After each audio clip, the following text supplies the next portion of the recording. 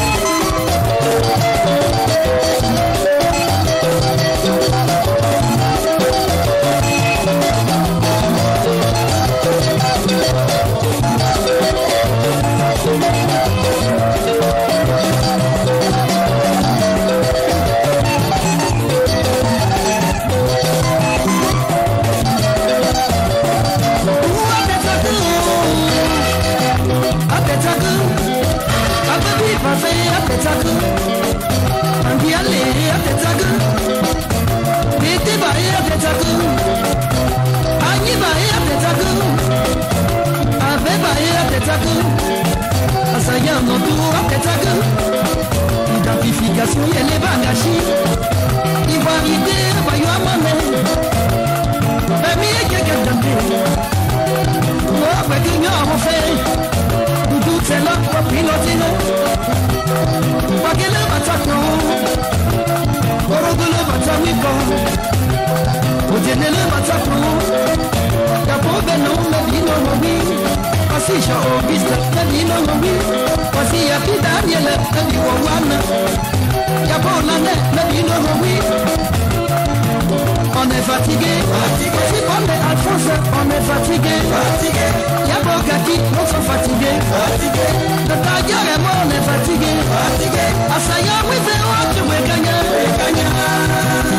Tu veux gagner. Tu veux gagner. Nous sommes fatigués. On est fatigués. Regardez la France, nous sommes fatigués. Oh oui, Léo, nous sommes fatigués. Nous sommes fatigués.